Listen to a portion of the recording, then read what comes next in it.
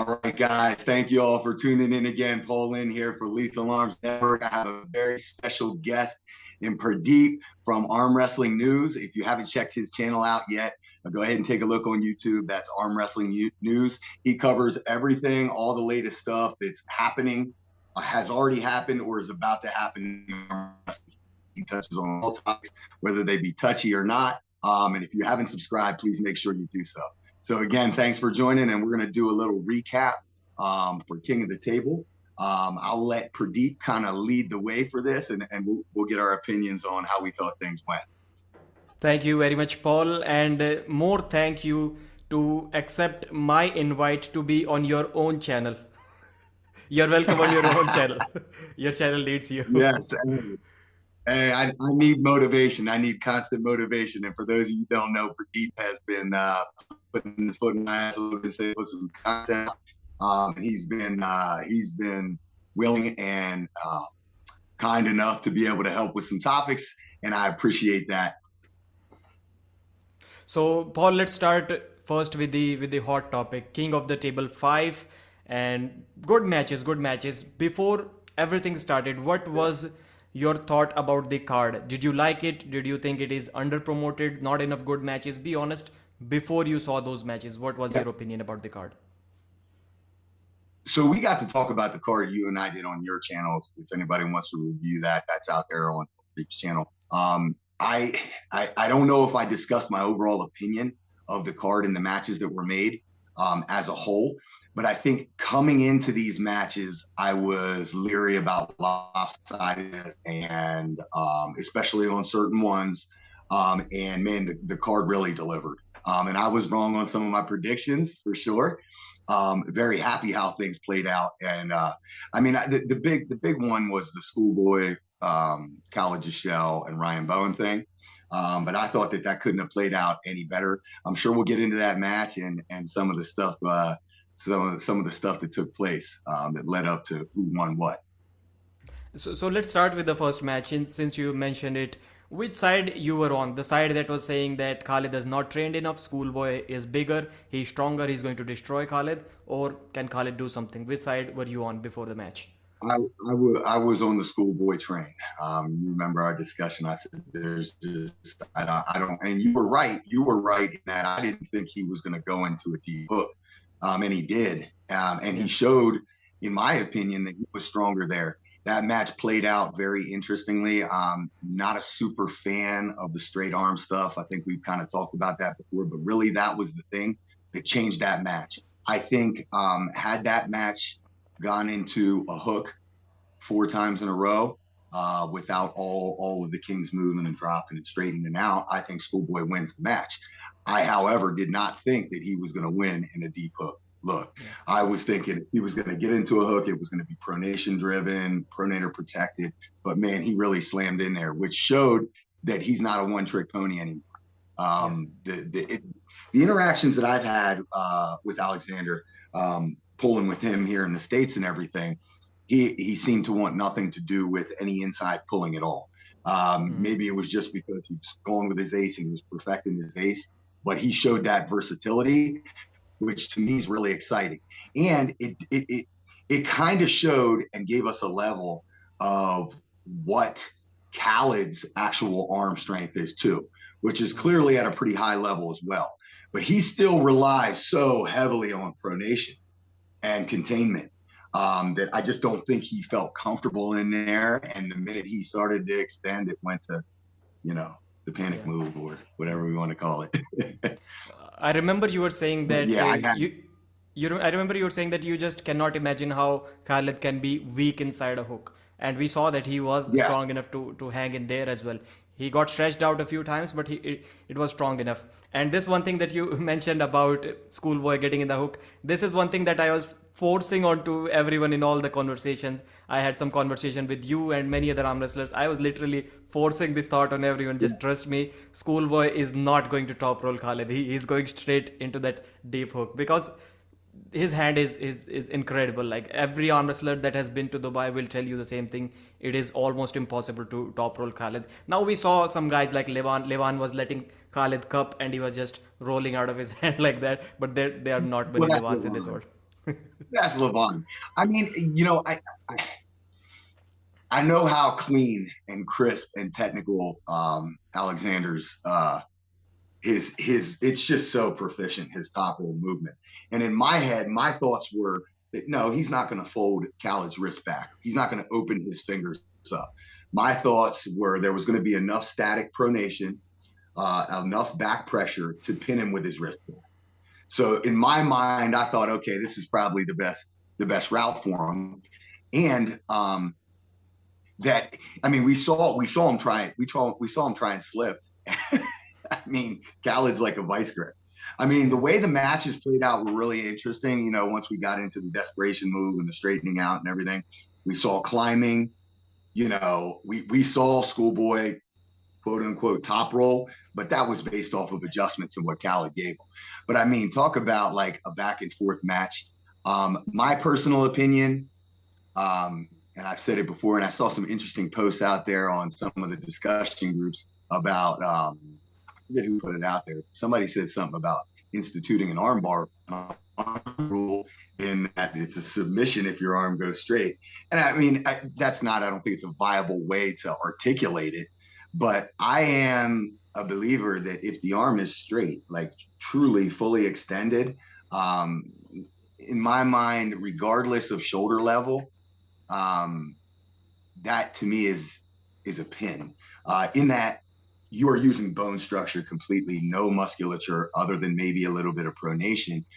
To me, I feel like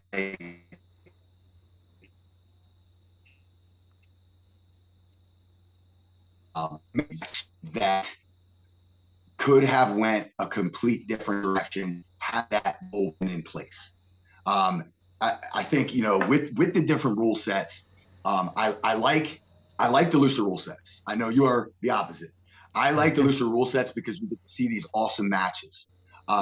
Because I'm not personally invested in either of these two guys, like it's not my best friend, you know, where I'm upset and emotional about it. I don't have like a huge opinion on this specific match, but I do see it as an example of if there was a rule in place, we would have seen a different outcome for sure. And if people talk about the King's move all the time and the enforcing of the rule. Well, I believe, and you correct me if I'm wrong, Pradeep, I'll let you talk about this here in a second, but I believe the rule that they were using at King of the Table was your arm wrestling shoulder had to be above the table unless you were on the winning side. Yeah. Exactly. No knock on the referees because it's a total impossible job, but that happened on the defensive side multiple times, pivotal moments. So being that I am somehow forced into reffing sometimes, I know that it's no fun, and you're always you're in the moment, and you're gonna miss things. It's nothing on the ref. I thought Tim Talmadge did an amazing job, especially with the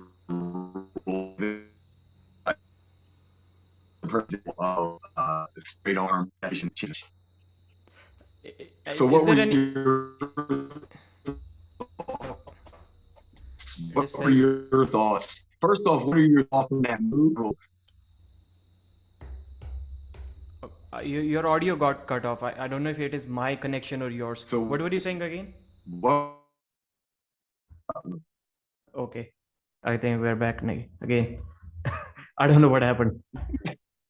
All right. Well, it's a perfect segue anyway. I was asking you a question. Yeah. So what are your thoughts on the King's move? And what are your thoughts on the rules that should be adhered to? So first of all, in this match, I think I agree there should have been more fouls on Khaled. Do I think it would have changed the outcome of the match? No. Maybe it would have been a 4-2 instead of a 4-1. But I believe Khaled would have still won that match. And second of all, that warning thing needs to go because it gives the athlete way too much time. My assumption is you're talking about advantage gained in the running foul system. So clearly when your shoulder dips below the table, you have seen like that many athletes when they're just about to lose, they just dip below the table and that pronation kicks in, and no matter how strong the cupping of the other guy is, their wrist almost always gets busted back. So it clearly is advantage gained if your shoulder goes below the table.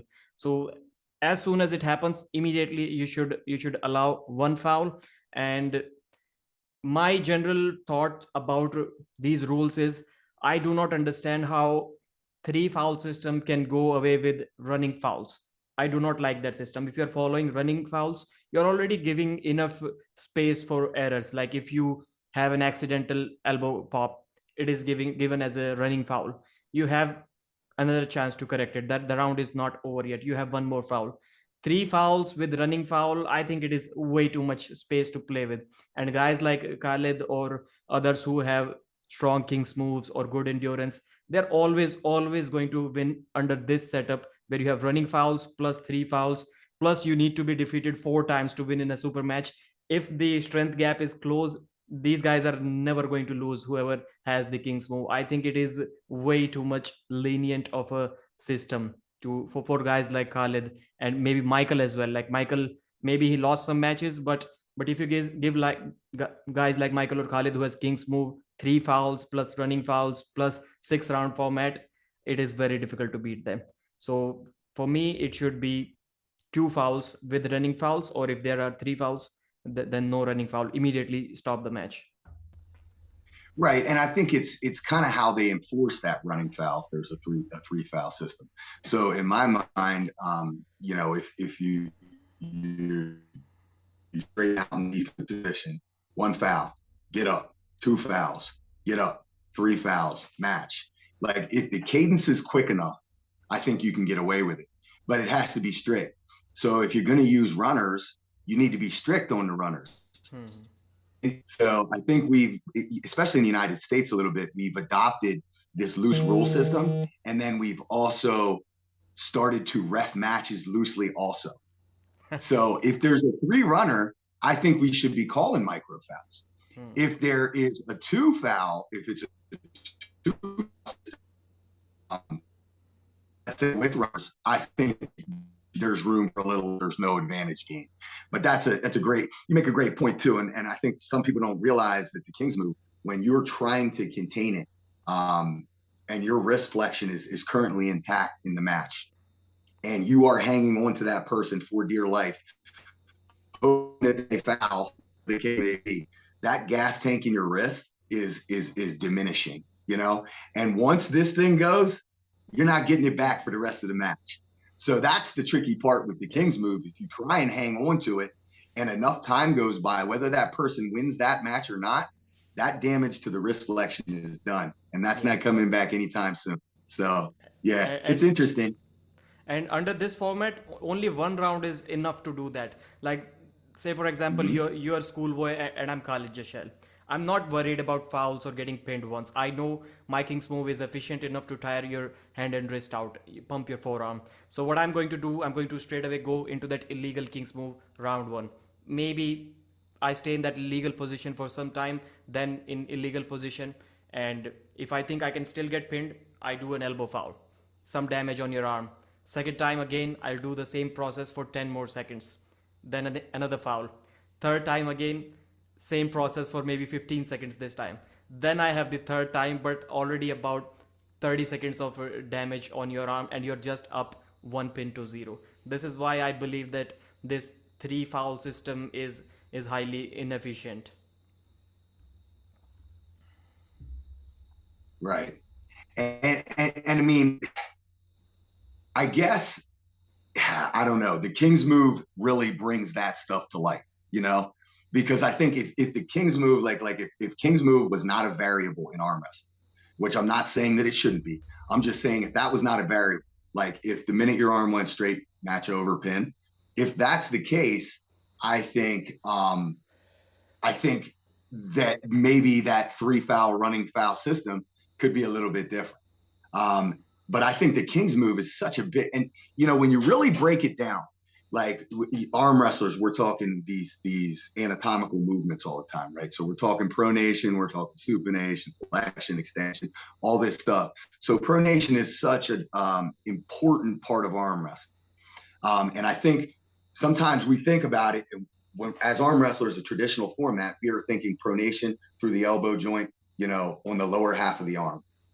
But when you enter in a King's move, sure, you enter into a shoulder-driven pronation.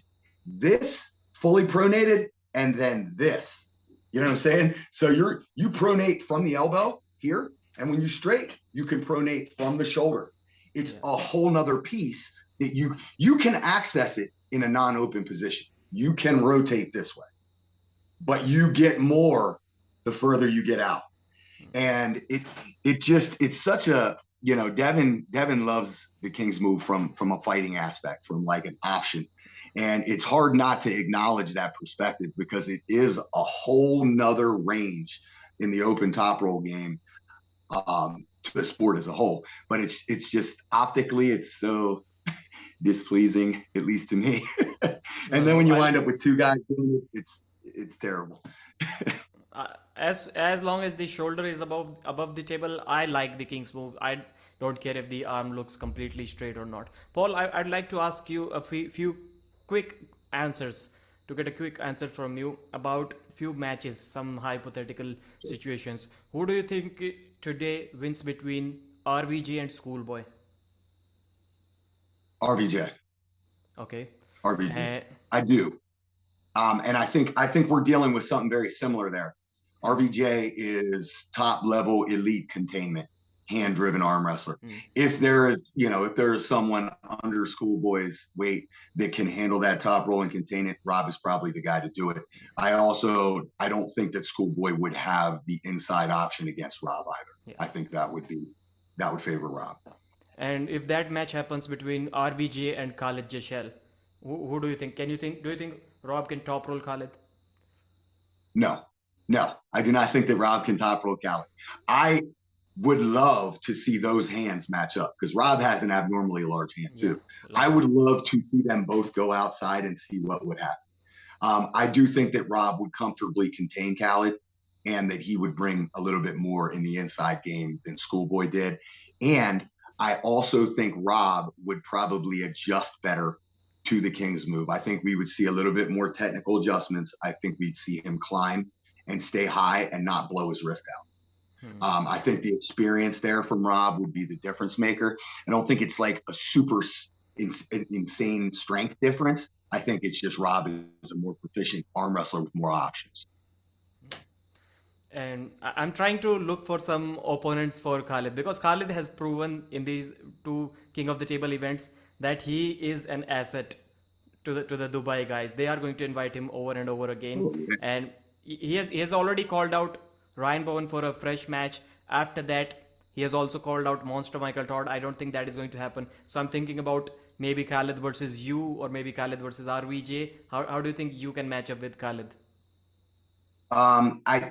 Full speculation here.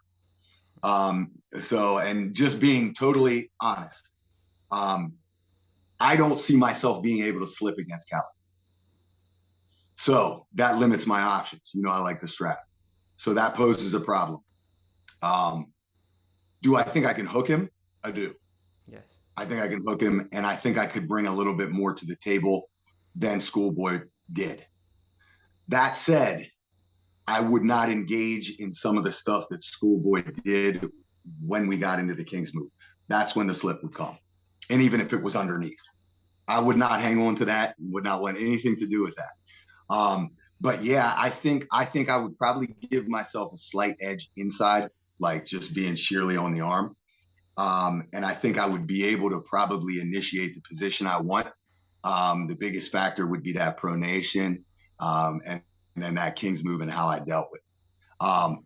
But I think we're probably going to see we are going to see the Ryan Bowen rematch, which I'm really interested in because Ryan is trending back up in weight. And I do respect Ryan's hook. I think he has a very technical hook.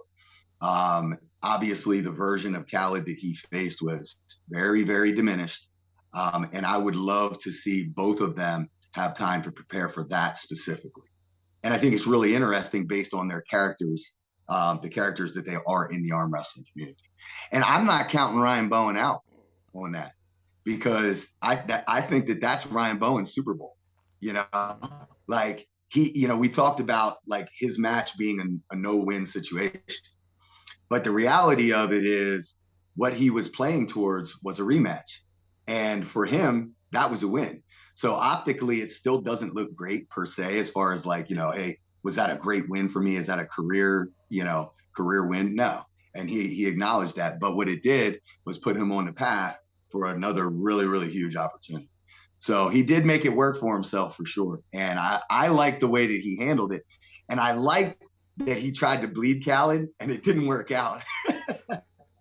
Yeah. I'm not people. So, I get it if there's like a purpose, like if it's to win the full match, but if you're just bleeding them to make them pin themselves, I don't really like that optically either. So I'm actually looking for someone, if someone wants to bet on that match. Like I have my money on Khaled. If somebody wants to bet on Ryan, then that I bet will is. make a friendly wager with you as long as it's reasonable. I'm not so comfortable that I'm going to put my mortgage on it, but I'll make a friendly wager. Yeah. I'll back my buddy Ryan. Paul, there is no way. There is no way. I think when that match comes, Khalid is going to train harder than ever. The way his mentality is shaped, you can watch his post-match videos with Badir on his channel, his sponsor. He is still worried about that single round that he lost to Schoolboy.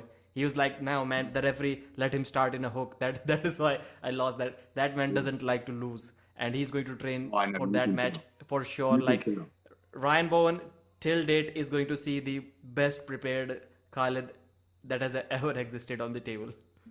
There's two sides to that coin. If you look at that and say what's Khaled's potential and what's Ryan Bowen's potential, obviously Khaled's potential is way up here. So we'll see what he puts in, but again, it's the Super Bowl for Ryan Bowen. It's the Super Bowl. So because of that loss and he's angry about it, then maybe we see this insane focused training, regimented, like I'm going to win this at all costs. Then I think Ryan's in trouble. But I think what we're going to get from Ryan is probably his best version as well, because for him, being that he is a career arm wrestler, his finances come from arm wrestling. This is a really pivotal moment business wise. He wins there and continues to extend his brand against King of the Table's one of their poster boys. He'll be King of the Table every time. And King of the Table grows, Ryan Bowen's business footprint grows along with it. So, I mean, you look at that and say, I don't know how much he's getting paid. Let's say it's a couple $1,000s. It's worth more to Ryan than a couple $1,000s because you're talking about a residual effect down the road for his career. So I think we're going to see him go like balls to the wall, man. So it'll be interesting. And I think that match will generate just about as much hype as any legitimate, quote unquote, legitimate match that we will see out there because of the reach. Of course, I'm also not a big fan of these matches, like one arm wrestler is having two opponents on the same night. But I'm kind of liking what Ryan Bowen had to say about it. If he's a professional arm wrestler, if he's getting paid for a match, why wouldn't he accept it? We heard similar thoughts from Michael Todd as well in yesterday's live stream. He was also saying that yes, Khalid wants to challenge me. If there is big fat money for that match, then he's going to accept it. And that is the most professional approach that I like seeing from these athletes. Michael Todd is doing that. He also laid out the price for his left arm. I think it was $3,500 or $2,500, something like that. Yeah. Todd Hutchings reveals his prices. I think we are moving towards that professional level in other sports where arm wrestlers are comfortable about revealing how much they want and how much they are making. That's interesting. That's a really interesting topic. Has Todd Hutchings released to the public what his price is? Yes. That video is on my channel. Like he has that entire list dialed in. If the travel is that much, if he has to drive, then the price is this. If he has to go to a different state, then the price is this. If he has to take a flight, then the price is around $4,000. If he has to compete internationally, like he has every single to the last dollar, he has everything figured out, and the list is available to everyone. And he keeps on mentioning one thing that the prices are going up every time I arm wrestle. Okay. That's what I was going to get at, because there's a timeline that has happened in arm wrestling. When I got started, there was WAL. And other than WAL, you just dealt with local promotions that weren't really paying you much at all. WAL had a big time payday when I first started. I think it was to the tune of $20,000 to the winner, and paid all the way down to 8th place, enough to get your money back to the travel. That was the reason why there was as much involvement in WAL from the elite arm wrestlers was sheerly because of that. The elite arm wrestlers probably had no loyalty to that organization outside the opportunity to make money until they got established. Fast forward, WAL folds. Now we're in an era before, let's say, even before East versus West, Monster Factory, and King of the Table. That interim there, a lot of this stuff transpired. You had John coming back, and John had a price. And I believe, I could be wrong, and Mr. Hutchings can correct me, but I believe the prices really, these tiers for people's quote unquote price, start with John. So what he asked for, everything else is kind of hinged off of that. And it's interesting because now you have an opportunity to arm wrestle more for less money, but no chance of losing money, right? No chance of wasting money. You know you're going to at least be made whole. You can do that, let's say 6, 10, 12 times a year if you want. And if that person's price is $3,000, they stand to make, 30 grand a year, maybe, or rewind, WAL, you stand a chance where you only have to arm wrestle at a regional and a final. You arm wrestle twice. You win your regional, you make, 5 grand or whatever. And then you win your final, you make 20 grand. That's 2 times. So to me, it's very interesting how the arm wrestlers value themselves. And it has to be going up. As arm wrestling gains popularity and more money is being made through events, and things like that, without presentation, without like a athletes union or you got your agent representing, you only have yourself to value yourself. So it's very interesting to me where this may go down the road.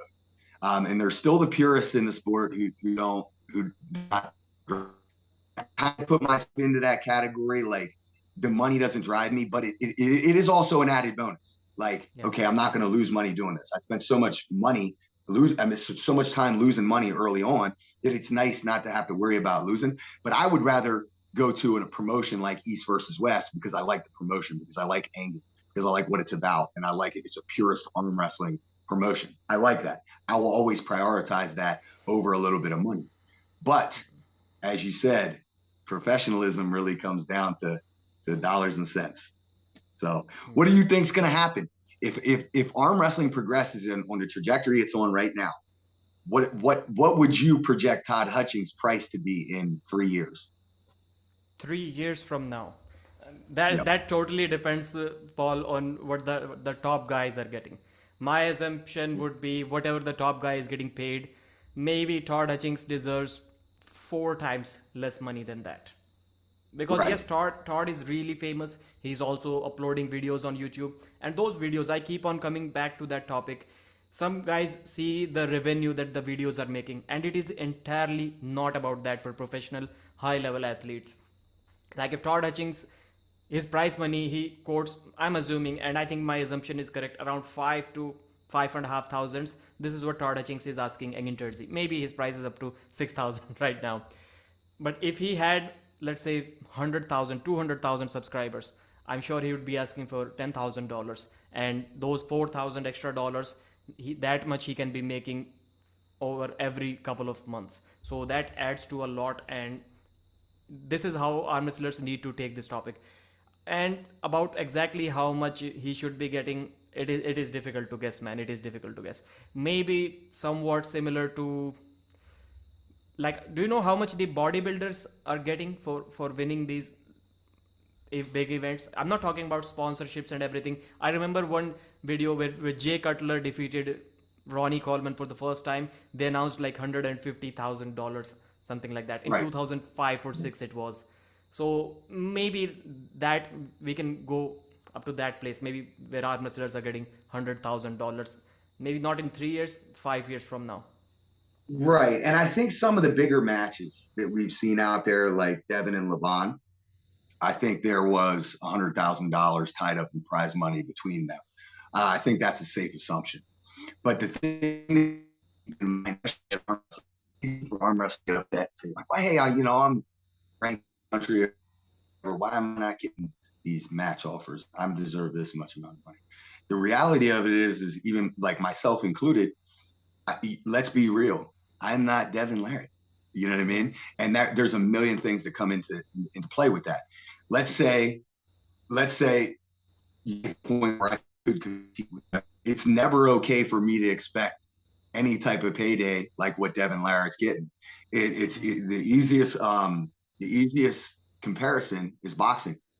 A ton of people have fought Floyd Mayweather, and not a single one of them made more money than him, nor do they deserve to. And when you look at that, Floyd Mayweather is the bar. The gap between him and a number 2 contender as the main event on a pay-per-view is insanely different. Like minuscule fraction of the amount of money is going to go to any of those top 5 contenders. So we look at these athletes, and it's the same in football.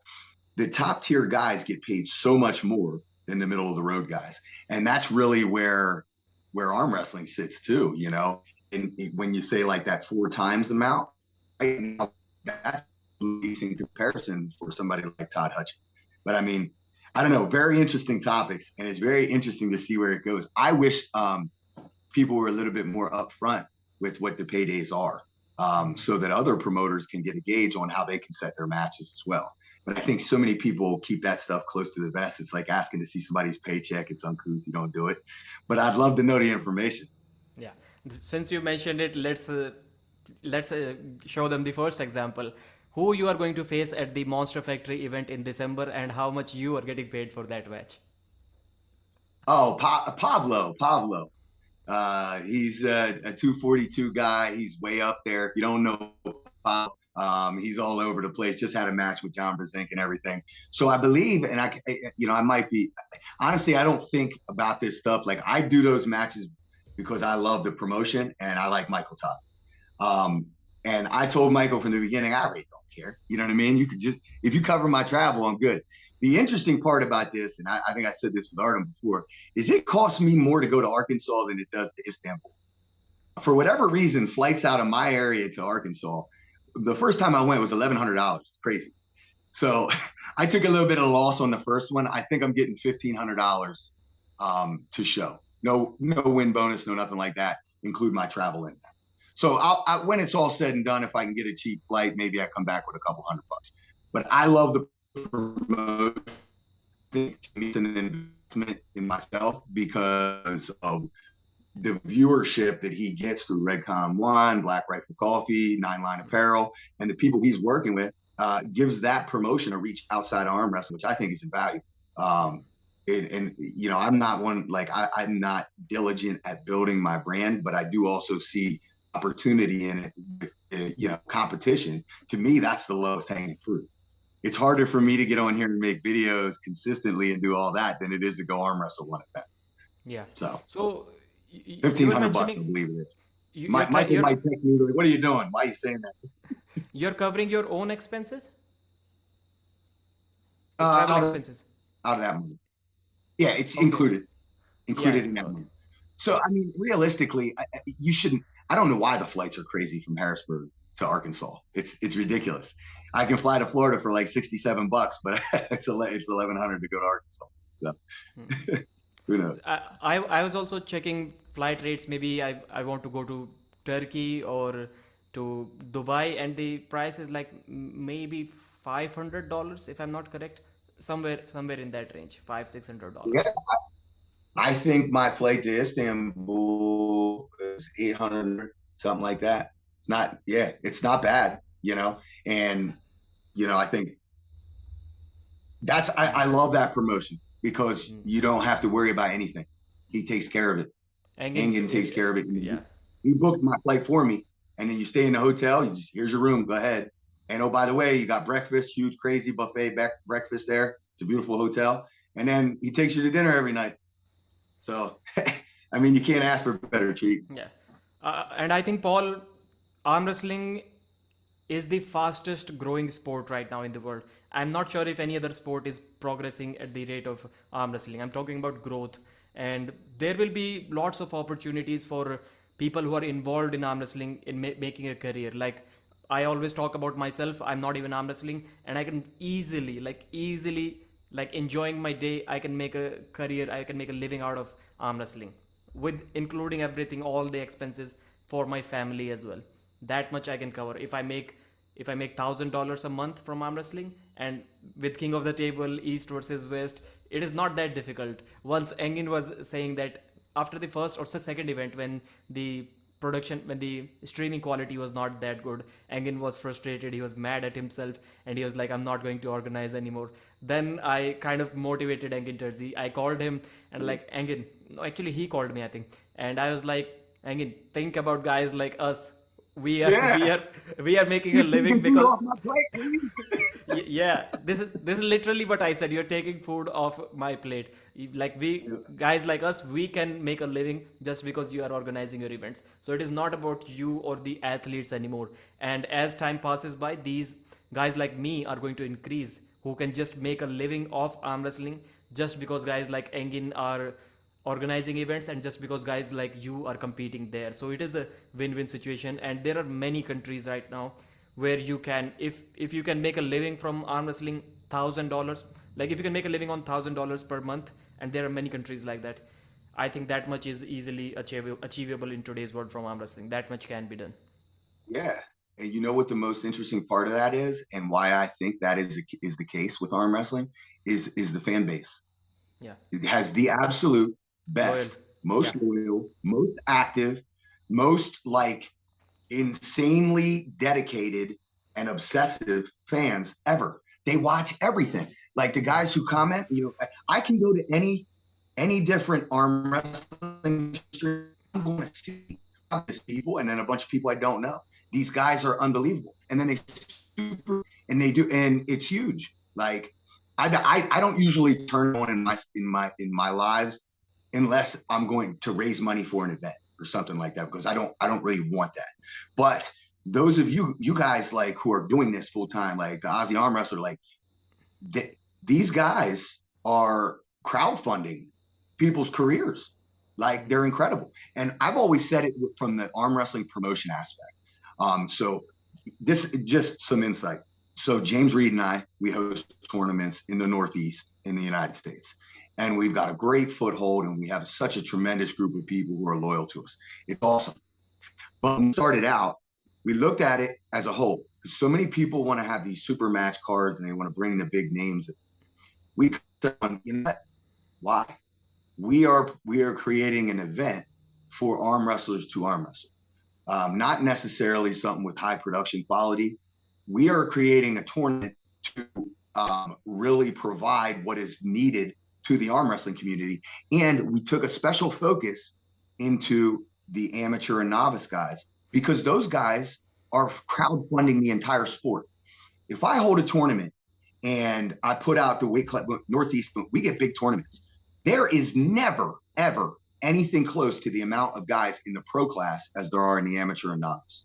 Never. Mm-hmm. Yeah.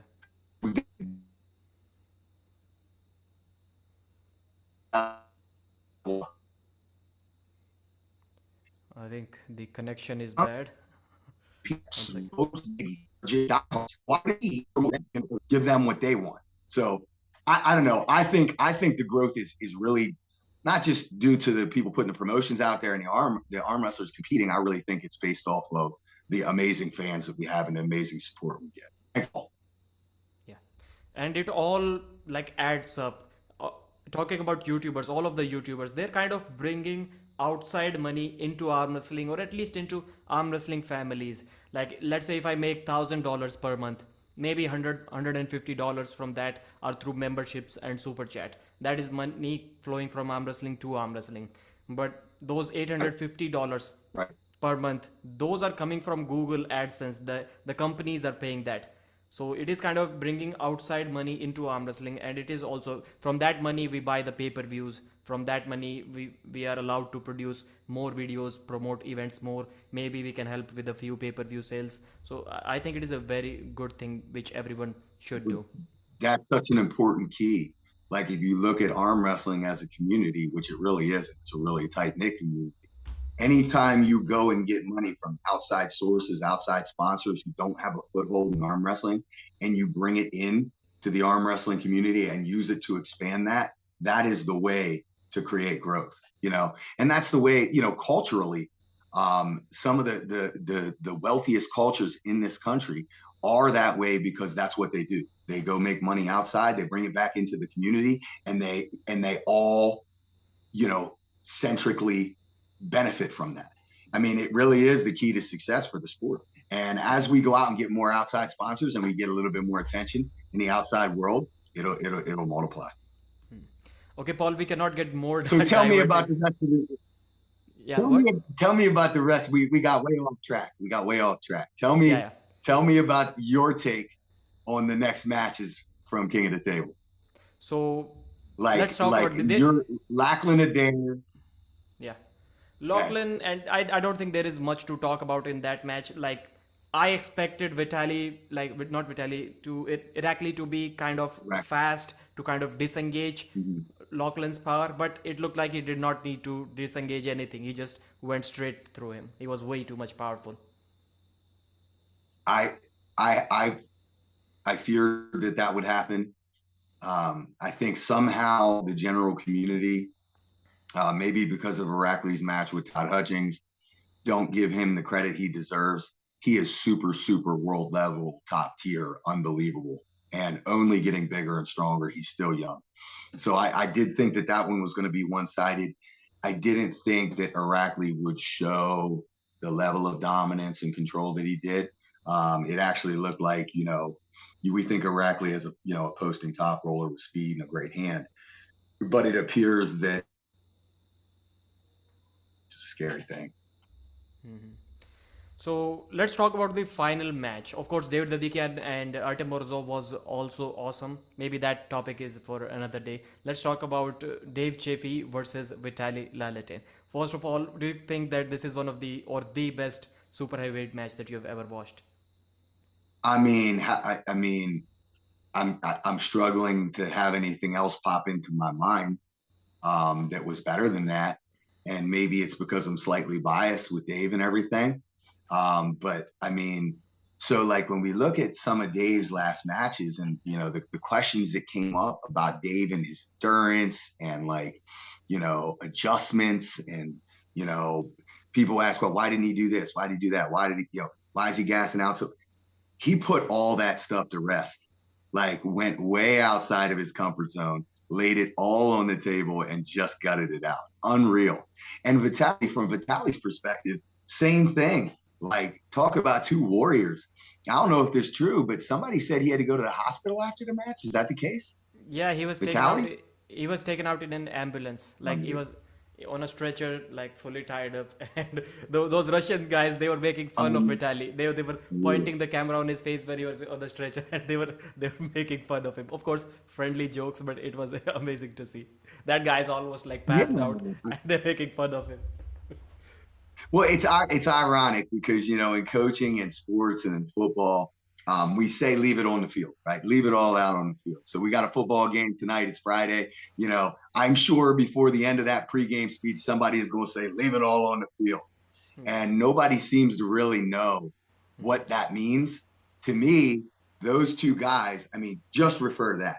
Leave it all on the table. That's it. Like, when it's over, nobody has anything left and both guys are broken, you know? Yeah. And I think as athletes, a lot of times we never even get to a point, depending on our sports, where we can even experience that level of exhaustion.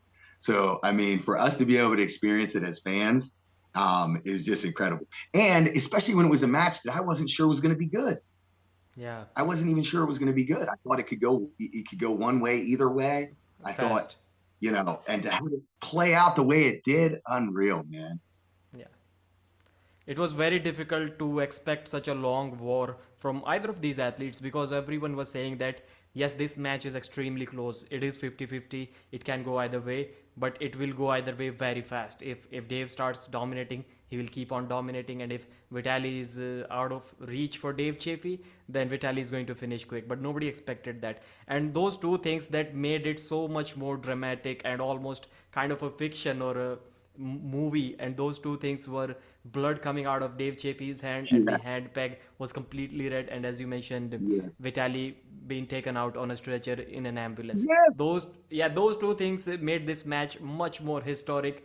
If those two things did not happen, yes, we would still be talking about this match for a long, but it would not be in the history books for such a long time as it is going to be right now, just because of those two things. Well, they're like visual representations of the fact that this can be considered a combat sport. You know, what's funny is like when, you know, people in your life, they find out you arm wrestle, they say, "Oh, is that a real thing?" and everything. And I, you know, usually my response is come to practice and find out, see how your elbow feels afterwards. You tell me it's a real thing. And it usually brings us into conversations about the pain associated with it. I'm like, guys, I played football for a long time, and the pain associated to arm wrestling is just so much different, you know, and the sacrifices and the physical grind associated with the constant pain, the constant aches. That to me in that match, that blood and the ambulance and everything was like a visual depiction of what arm wrestlers kind of go through, you know, even though it's not associated to those things. But I mean, that blood and the ambulance and the total exhaustion is just a clear representation of what it takes to be at that level in sport. I'd like to discuss one thing with you on this one, Paul. I made maybe 3 videos about this match, and in all of those videos, I said countless times that this is one of the most amazing matches that anybody is ever going to see. Both of them are warriors. I congratulated both of them, and few times I mentioned a thing or two about refing.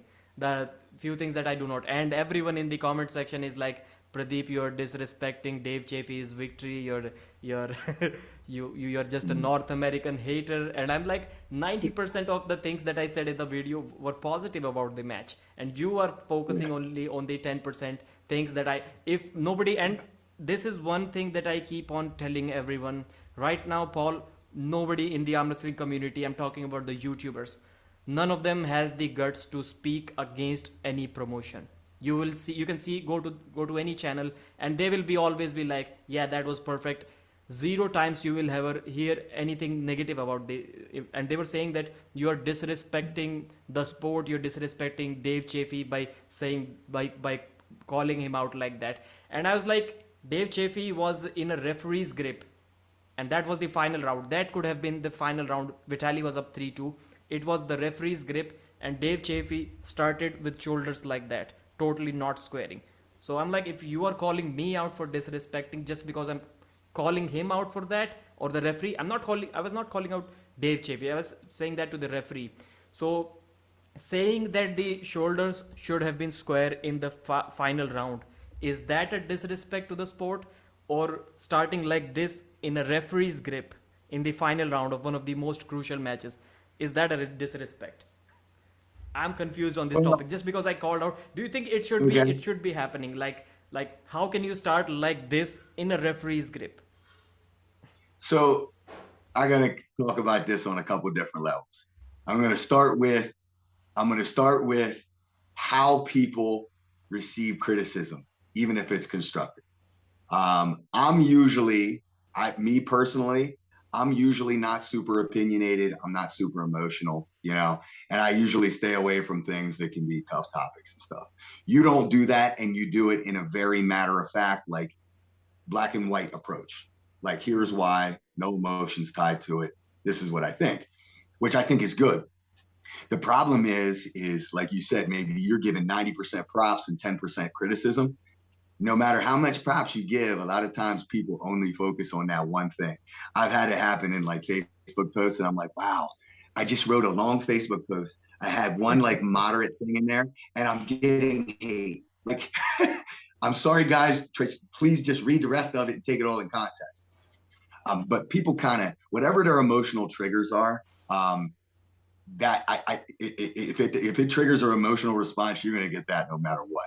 I don't think that you saying about the rule set is a disrespect to Dave Chaffee at all. As far as arm wrestlers go, like, he's gassed. That's the end of the match, and he's doing everything that he can to get himself to a position where he feels comfortable that he can set that flop wrist.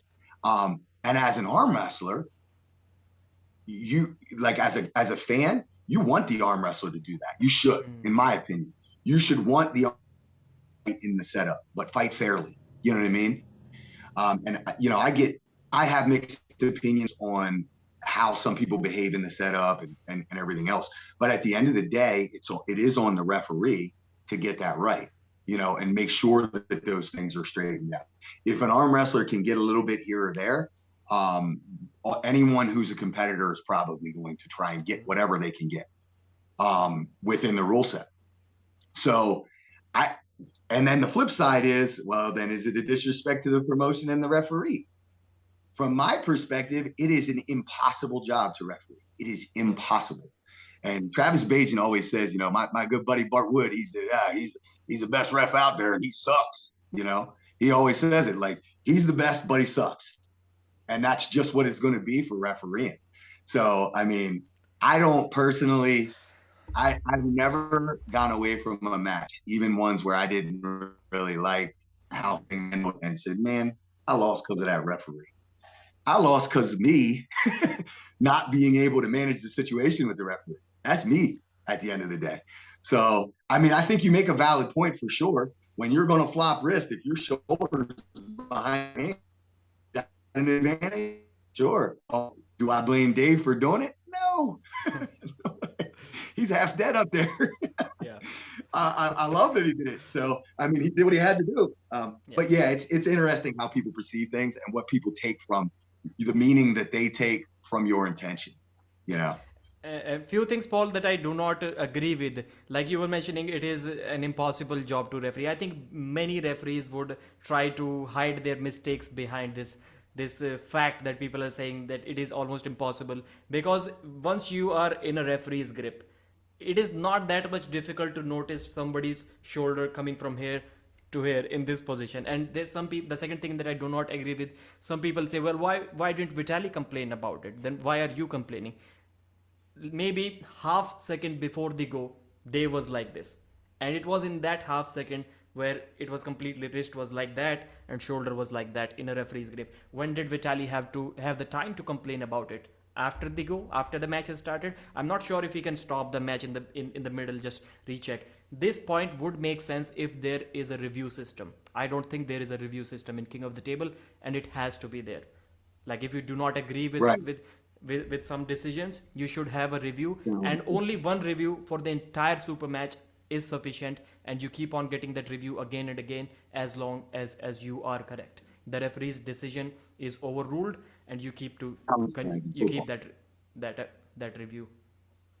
Yeah. So it's like a challenge flag in football. You get 2 challenges, 1 per half. If you win challenge, you get your challenge flag back. I like that concept. But then there will have to be definitions as to what is challengeable and what is a judgment call. So, like, can you challenge the setup, or does it have to be an in-foul or in-match foul? Like, there has to be there's a whole nother set of rules that have to be applied. I do think that it needs to happen. And I will say, from a referee's perspective, it can seem easy to do these things, but if you're the head ref, and let's say you don't have like a really great down ref with assigned things to look at, if you're trying to do both, have both guys set up square, control center, make sure wrist flexion is okay, both sides where you can't see the other side, it is easy for people to make a little micro adjustment when you settle in. Miss it. It's easy. Yeah. And I don't think that there's any bias. Like, I don't. The guys that are perennial referees in our sport, I don't think that there's any bias. The only point in which there would be a truly bad refereeing scenario, in my opinion, is if there is true bias and intentional things missed. And I don't think that's something we were looking at all there.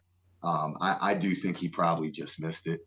But yeah, I mean, it's very true. And you know what else? I was thinking about, and I don't even know this. So let's say I'm pot committed to a flop wrist press. How open can I have my wrist? You know what I mean? So, like, if I'm in that scenario and I just want to cinch that strap and I want it to be like this, I want it tight in this position, how open am I allowed to have that wrist at the go? because that's an interesting concept when you're talking about setting two people up. I mentioned it Devin twice, always Paul. talks about. I mentioned it twice in Yeah. my videos. What you're saying, I talked about it twice as soon as the match ended because the rule says that your wrist needs to be straight. The rule does not say that your wrist cannot be cupped. It says in every organization that the wrist needs to be straight before starting the match. The wrist cannot be like this. This is not a straight wrist. Okay. And Dave Chaffee started like this in last two rounds. How can the referee miss this? This was Is that in the rules, or is that just general? Is That that is simple in general. The rule says that the wrist should be straight before the go. Every organization. How can you right? start But like this? You cannot start like the this. This is thing, not a straight wrist. the thing about that is, the tricky part is, so if you're a referee and you're trying to set a matchup, right? And let's say it's an amateur match, and guys, they're not doing anything crazy, but every single one of them wants that degree of flexion in their wrist. Every single one of them. And that's pseudo straight, especially depending on how they're lining their arm up. No one wants to start right there, right? So when you have a guy who's willing to start here, it's easy to think like, okay, I guess he doesn't care that his wrist back. Yeah. How, as a referee, can I make you cup? You know what I mean? It's interesting. And I've had matches where guys aren't flop wrist pressing. They're not. But like if I'm reffing an amateur match and a guy doesn't know what he's doing and he's starting with this, it's almost like, am I going to coach him at this point and try and bring his wrist back so he doesn't lose the match? Is that fair for me to correct him and say, close your wrist or you're going to lose? So it's very interesting, especially when you're talking about those 3 or 4 degrees there that win or lose your match. But we rarely think about the wrist being open as an advantage. We always think about it as a disadvantage. So that's the main problem. And I think if we just go by the rules, this is why I always keep on saying, and I always keep on getting hated when I talk about rules. Just follow the rules. I just absolutely love it whenever Devon mentions that you should have loose rules and then follow them strictly. That is the perfect scenario. I'm always like, you write whatever the hell you want to write in the rule books, just follow that. I'm always up to that. So if you go by the rules, the wrist needs to be straight while starting a match. It is a no-brainer that the wrist cannot be like that. It has to be a foul. You need to correct it, and if that happens in the referee's grip, it should be a foul, in my opinion. So let me ask you this. So when you say the wrist has to be straight, how many degrees are acceptable in that straight? Because I'm only slightly moving here, but for me, that's winning. For me, that's losing. They both look straight to me. I could probably get away with either way. Where is the line where the gray area is taken out? Because in my opinion, that's not even a challengeable thing. Like if we had a challenge flag, that's a gray area. It's like a pass interference call. Like you were mentioning two things, judgmental, and the second one, I forgot what you're saying. So this would fall into the judgmental category if we're not into the referee's grip. I think in the referee's grip, everything is clear. You can just slow everything down and look for any movements. Any movement then would be a foul. So in referee's grip, it wouldn't be a judgmental thing. Referee, in his own opinion, like he would start with a straight wrist, and then you can see in the, and of course it is impossible to measure the degrees. So maybe it again has to be a judgmental thing on the referee's part. But at least we can slow down and watch any movements. If there is any movement, whether it is cupping or going back, then it can be a foul. And this is why we need protest so much. And another thing, Paul, everything, all of this concept, whenever I'm calling out these things, and I'm being called the hater, like I'm always like, if you go back to that match, if it isn't in a referee's grip, if Dave's shoulders are squared and I'm telling they aren't, then of course I'm a hater. But if whatever I'm saying, it is against the rules and it is happening, and you're saying that I'm discrediting the match. Arm wrestling is the only sport where we talk about not following the rules equals growth of the sport. No other sport does that. Like you'll never hear, like in a cricket match, if it is a World Cup final, India versus Pakistan, biggest match ever, maybe 19 million people were watching it live at a time. 19 million people. So you can understand like a $1 billion match, and if there is a final match, final ball, and you're taking a run, or maybe it is a boundary or six as we call it, if it misses by 1 millimeter, 1 millimeter, and it is the final, and it is kind of a foul, nobody, no arm wrestling, no cricket fan in the entire world is going to say, why did you end that match, it was such an important match, why did you end it on fouls? This is a concept that only arm wrestling follows, where the fans are complaining about matches ending on fouls. And this also shows that arm wrestling audience, arm wrestling fans are also such a beginning stage where they always want a close match. Where in other sports, I'm quite sure in football as well, if you're supporting your team, you want that team to destroy the other guys, like you want it to be as dominant of a victory as you can, as a nation as well. And it especially multiplies when we are talking about different nations competing against each other. But in arm wrestling, for some reason, all of the fans want to see close matches, and to me this is always a weird thing. Like as a cricket fan, like the entire Indian nation is almost the entire nation is a cricket fan, we have never asked for a close match. Like whenever we are supporting our team, we want our team to destroy the other team. And cricket is such a developed sport. You see many fans, they do not know anything about arm wrestling, they've just joined. But in cricket it is not like that. Like in cricket, the fans are at a very advanced level where they know everything, which team should be selected against which team, and how the weather is going to affect the swing of the ball, and which bowlers should be selected, left arm spinner, right arm spinner. Cricket fans overall, I would say, are very much educated about the sport, unlike arm wrestling, and they never want to see a close match. What do you think? Just tell me something about football, Paul.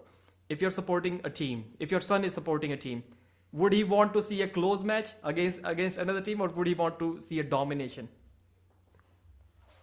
So if it's his team and he has an emotional attachment to it, he wants to see dominance. First off, I'm not even a big football fan. I just coach it. I love the sport, but I don't love, like, I'm not a super like diehard fan. I don't have time to be.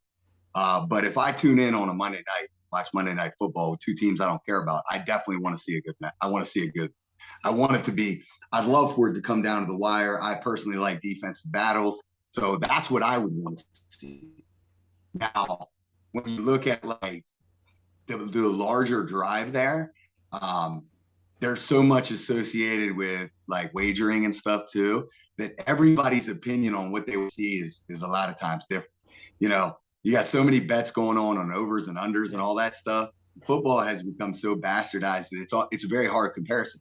The other thing too about football is there is so many judgment calls in the officiating aspect of football.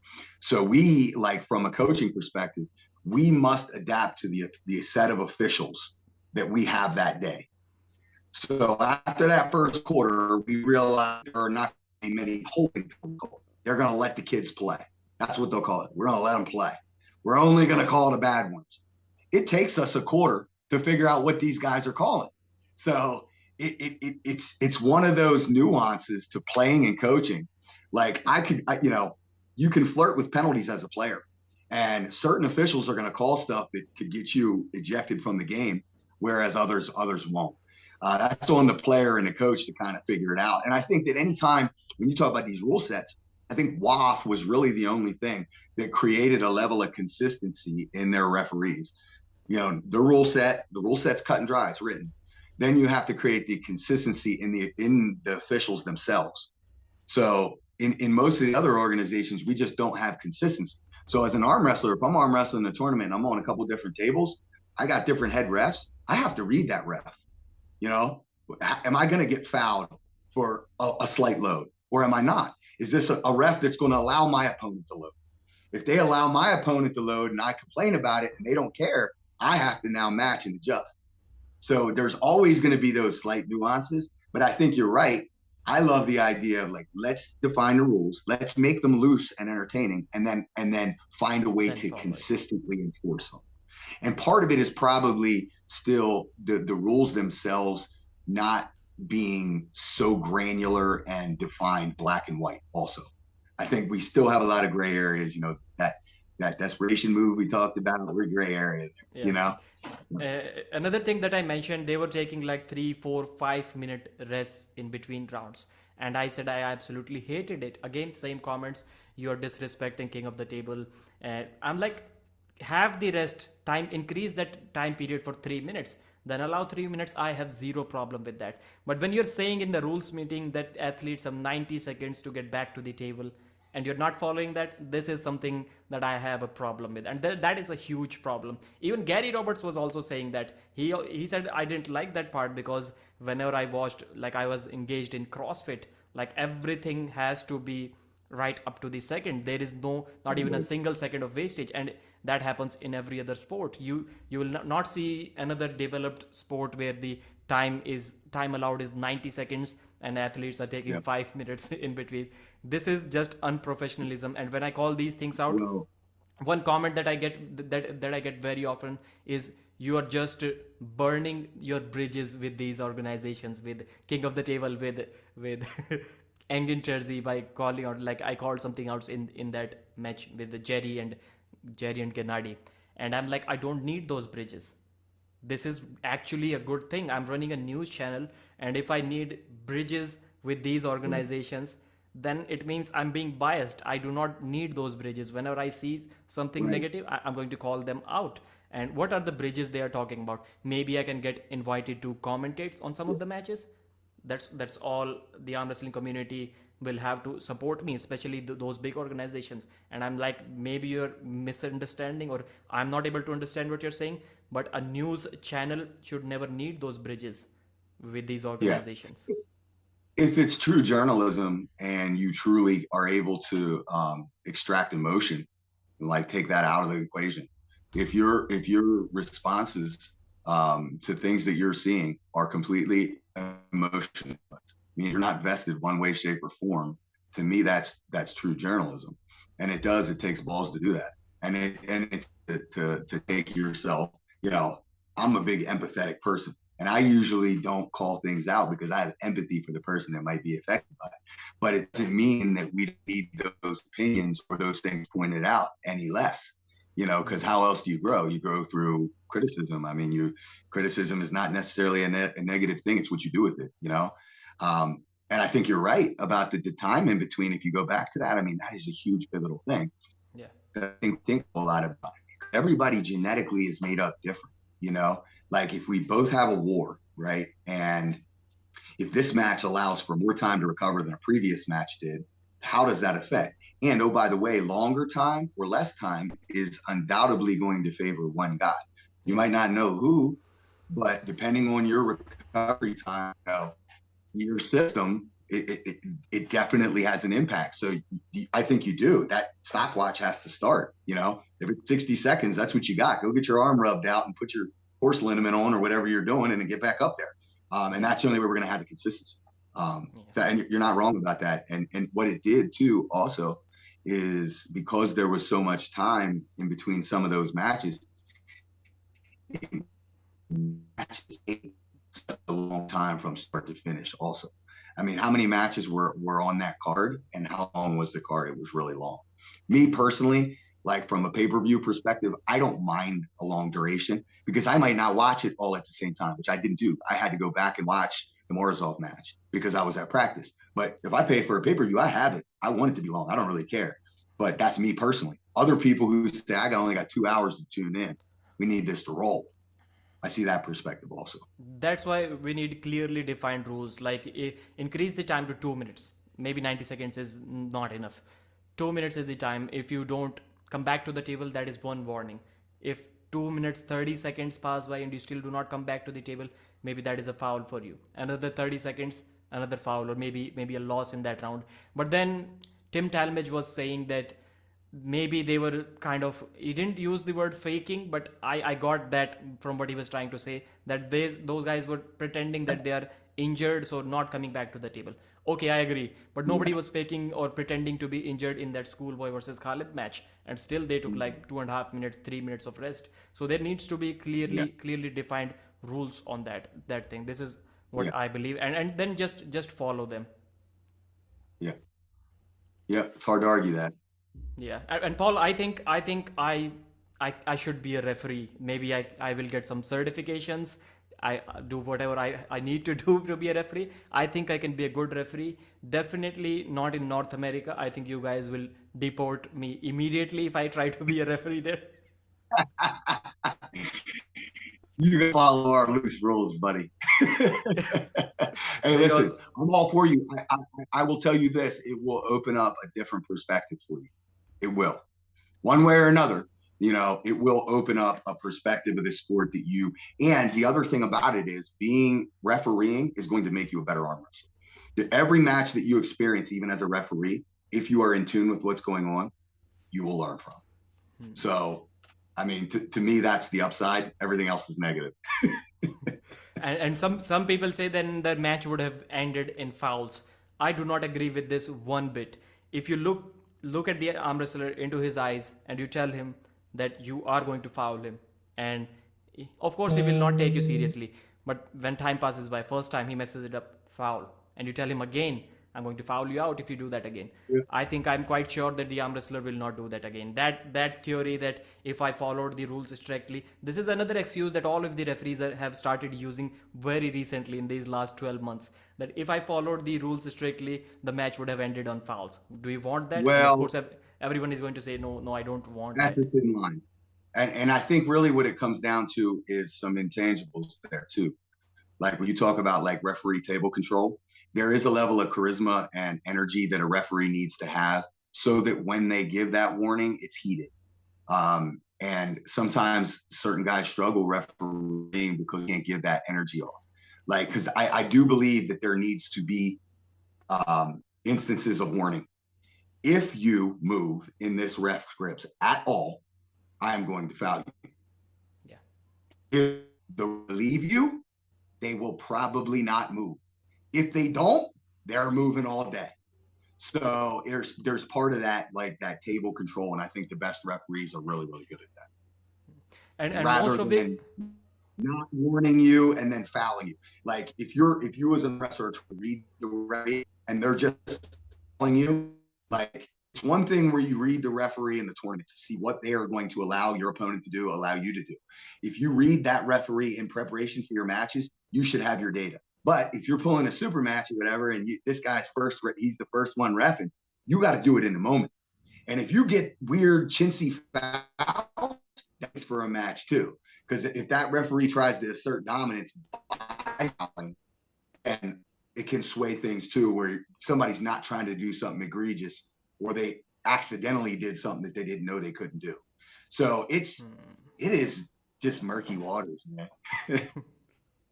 Okay, I think I'll keep on being a pain in the ass for the referees and the organizers as long as they do not start following whatever is written in their rule set. Another thing about King of the Table, like why don't they reveal what is written? Like why isn't there a PDF copy on their website? Like these are the rules. It should be there. Every match, yeah, does every match really have the same rules? I mean, when we go back to Devin and Levon, I think that was kind of one of the questions. Yeah, Yeah. Are those matches, do those arm wrestlers have the option to elect a different rule set? And I know some promotions, some local promotions do that. Like, do you want WAF rules? Do you want WAL rules? Do you want Northeast Board rules? Or you know what I mean? Like, what do you want? So I don't know. To me, Paul, this is a I think when big. like Devin, you could probably negotiate. Yeah, this is for me a big weakness of the organization. To me, it looks like they're not confident enough. They just want to get away with something with the rule set if they are not confident enough to publicly reveal what rule set they are using.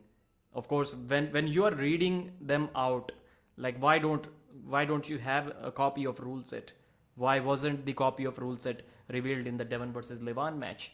There was big controversy about that, and many people asked, like, where is the rule book? And King of the Table does not have that. And I'll keep on calling them out for this until they do that. And I think I'll get this out of them very soon.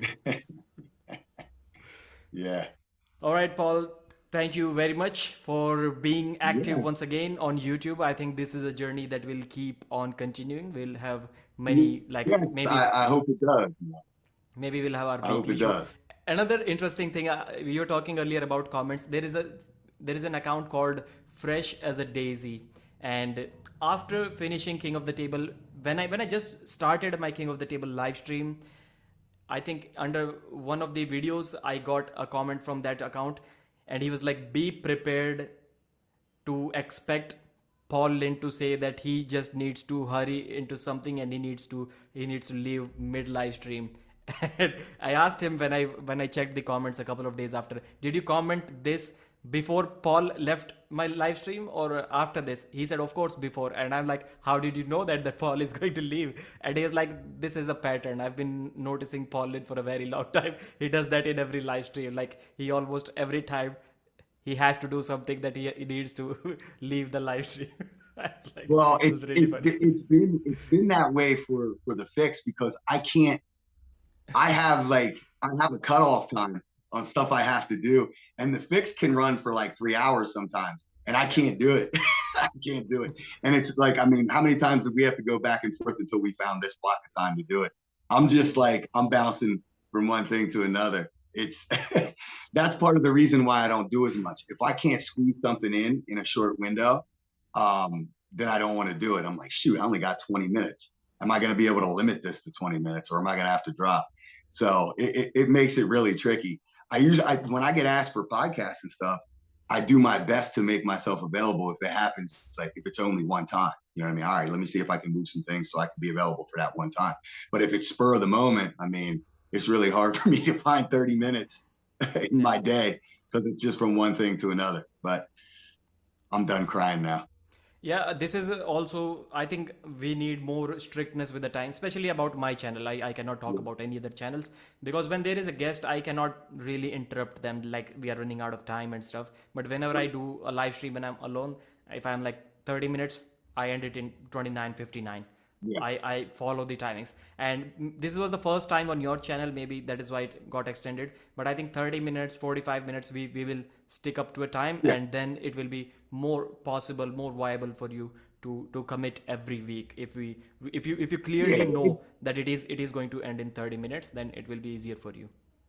Yeah, it's more about the topic too. You know what I mean? If there's some long topic that you have to discuss forever too, that's the tricky thing. You can get going and it can flow, and before you know it, half the day's gone.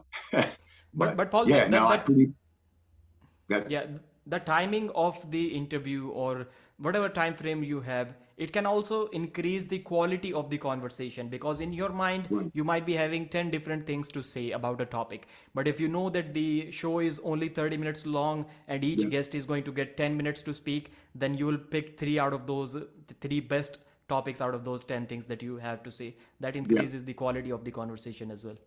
right. It keeps it more concise Yeah. for sure. So thank you, Well, Paul. anyway, Anyone that you want to call out? Do you want a match against anyone in the near future? East versus West no, or Key with the I got table? I got two set up. I take one step at a time. Okay. I got two guys, and I'm focused on the first one, and that's it. I'm not thinking about the second one until I'm done with the first match. Um, and we'll see how it goes. I mean, I would like to keep potentially climbing that 30 kilogram mark at East versus West. This match is going to be 95 kilograms, which will bring me closer to that weight, which I can easily make. I just need the reason to do it.